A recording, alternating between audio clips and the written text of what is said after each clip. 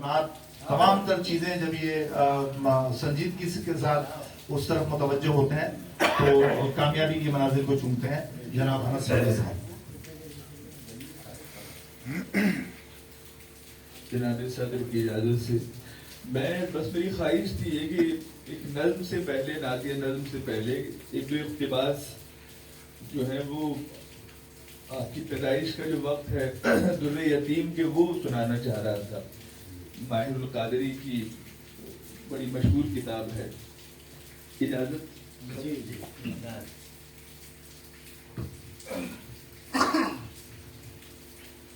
آمنہ کو خواب نظر آنے لگے، نہایت عجیب و دمسا خواب. کبھی یہ کہ بی بی آمنہ کا جسم خاکی یدبارگی آئینے کی طرح جھلکنے لگا اور روئے روئے سے سرد شعائیں نکلنے لگی. کبھی کانوں سے سنا کہ بہشت کی حوریں آسمان کے فرشتے اور مقدس روحیں مبارکباد دے رہی ہیں. کبھی سوتے میں ایسا محسوس کیا کہ وہ اپنے نورانی اور شفاف جسم کے ساتھ بلندی پر ہے. اونچے سے اونچے پہاڑ پست نظر آتے ہیں. آمنہ کے تلوے ستاروں کو چھو رہے ہیں اور چاروں طرف تہنیت و تبریک کے زمزمے چھڑے ہیں. دستور کے مطابق قبیلے کی عورتیں آمنہ کی مزاج پرسی کے لیے آتی. انہیں کچھ ایسا نظر آتا جیسے بام کعبہ سے لے کر عبداللہ کے گھر تک نور کا شامیانہ تنا ہوا ہے، جسے کافوری شمعوں سے زیادہ اجلے اور روشن ہاتھ تھامے ہوئے ہیں. گھروں میں چرچے ہونے لگے کہ آمنہ پر آسمان کی نورانی دیویاں بہت مہربان ہیں. وہب کی بیٹی عبد المطلب کی بہو عبداللہ کی شریک حیات اور ہونے والے بچے کی ماں آمنہ خود زہرہ و مشتری بنی ہوئی ہے. اے لو ستارے زمین پر جھکائے، یہ آج کیا ہو رہا ہے؟ عبداللہ کی پھوپھی نے کہا. یہی تو میں بھی تو یہی کچھ دیکھ رہی ہوں کہ جتنی روشن یہ پچھلی رات ہے اتنے اجلے تو دن بھی نہیں ہوتے. ایک بوڑھی عورت نے جواب دیا. ام معبد اور یہ خنک ہوائیں، باد صبحگاہی کے جھونکے، نسیم سحر کی اٹکھیلیاں در و دیوار جھومے جا رہے ہیں. طائف کے سبزہ زاروں اور باغیچوں کی بھی میں نے صبح دیکھی ہے. آج کی صبح تو سب سے عجیب ہے اور خوشبوؤں کی لپٹیں جیسے یمن کا تمام عطر جمع کر کے کسی نے چھڑک دیا ہے.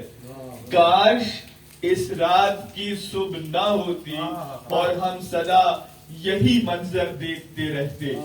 تیسری عورت نے دوپٹے کا آنچل موڑتے ہوئے کہا.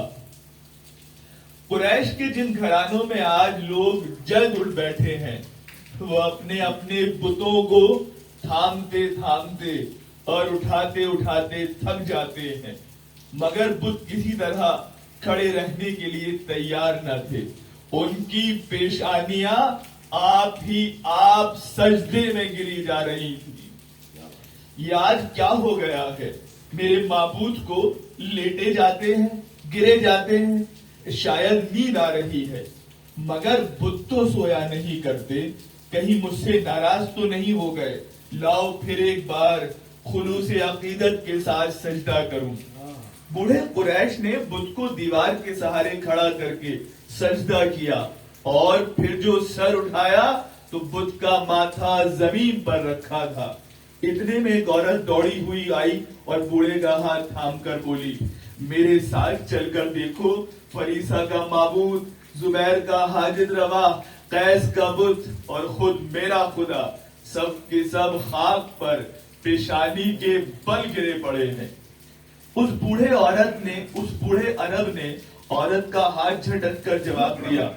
میں خود اس پریشانی میں مبتلا ہوں. میرے معبود کو نہیں دیکھ رہی ہو؟ خاک پر سر رکھا ہے. تم اپنے معبودوں کو سنبھالو، میں اپنے خدا کو دیکھتا ہوں. یہاں عبد المطلب کے گھر پر آمنہ پر سرور آمیز غنودگی سی طاری تھی. اسی عالم میں اس کے کانوں نے سنا یہ اسماعیل ذبیح اللہ کی ماں ہاجرہ ہے. آواز تھوڑی دیر کے لیے رک گئی اور وقفے کے بعد زیادہ شیریں لہجے میں کسی نے کہا ام احمد دعائے ابراہیم مبارک. ام احمد دعائے ابراہیم مبارک. پھر فضا میں قدر سکوت کے بعد ایک اور صدا گونجی آمنہ یہ عیسیٰ روح اللہ کی ماں مریم ہے, کنواری مریم, شہر جلیل کے مبلغ کی والدہ محترمہ. پھر دوسری آواز ام محمد نوید مسیحا مبارک. ابھی دن رات ملے جلے تھے اس لیے کہ دونوں کی تقدیروں کو ایک ساتھ چمکنا تھا. ابھی دن رات ملے جلے تھے اس لیے کہ دونوں کی تقدیروں کو ایک ساتھ چمکنا تھا. سپیدہ سحر نمودار ہو ہی رہا تھا. کنچوں کی نازک گریں کھل ہی رہی تھی.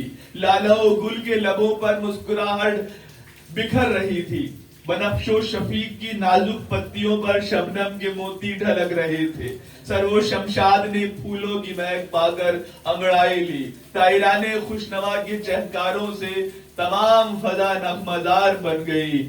جنت آج سچ مچ زمین پر اتر آئی تھی.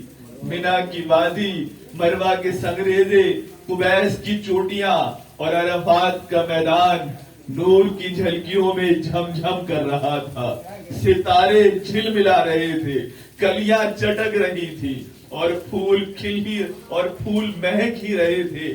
کیندنے میں عورتیں خوشی سے بےتاب ہو کر پکاری کوئی عبد المطلب کو جا کر مبارکباد دو. عبد المطلب اس مزدے کو سنتے ہی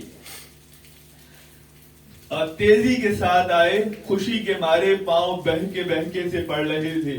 عبد المطلب کے رخساروں کی جھریوں میں مسرت جھلمل کر رہی تھی. آمنہ نے فرد غیرت سے چادر منہ پر ڈال لی. عبد المطلب نے پوتے کو دیکھا, پیشانی کو چوما. ان کی آنکھوں میں بجلیاں سی چمک رہی تھی. سید القریش, اتنا نورانی چہرہ آپ نے آج تک نہ دیکھا ہوگا. عورتوں نے ایک زبان ہو کر کہا لا ریب, نہ صرف میں نے, شاید دنیا کی کسی آنکھ نے ایسے جلوے نہ دیکھے ہوں گے. چاند, سورج, کہکشاں, قوس قزح, پھول, غنچے. حیران ہوں کہ کس چیز سے اس نونہال کے چہرے کو تشبیہ دوں. اس کے حسن و جمال کے سامنے تو یہ سب پھیکے اور بے رنگ ہیں. اور یہ باتیں مجھ سے محبت نہیں کہلوا رہی, یہ حقیقت ہے جو عبد المطلب کی زبان سے آپ ہی آپ بول رہی ہے. عبد المطلب کے جواب پر عورتوں میں باہم سرگوشیاں ہونے لگی, جیسے کوئی اپنے دل کی بات کہنا بھی چاہے اور کسی سے کھل کر نہ کہہ سکے. کیا سرگوشیاں ہو رہی ہے؟ اچھا, گیت گانا چاہتی ہو, چلا جاؤں. مجھ بوڑھے کے سامنے دف بجاتے ہوئے شرم آتی ہوگی. عبد المطلب کے کہنے پر عورتیں بولی یا ابا عبداللہ, رات ہم نے اپنی آنکھوں سے جو کیفیت دیکھی ہے اگر کسی کے سامنے بیان کریں تو لوگ کہیں گے کہ یہ عورتیں دیوانی ہو گئی ہے, کسی نے ان پر جادو کر دیا ہے, ان کے دماغ میں خلل آ گیا ہے.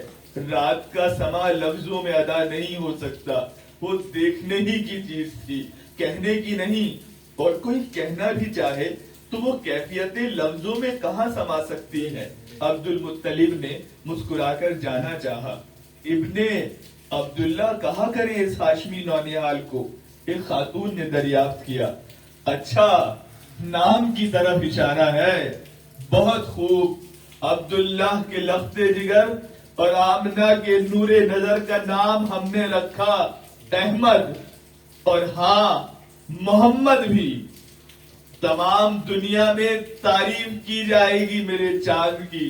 فضا میں ایک دھیما سا غیبی نغمہ گونجا. زمینوں میں ہی نہیں آسمانوں میں بھی اس کی حمد و ستائش کے نغمے بلند ہوں گے.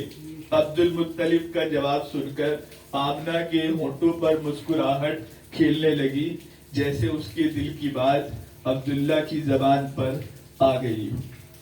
واہ واہ واہ واہ واہ واہ واہ واہ واہ واہ واہ واہ واہ واہ واہ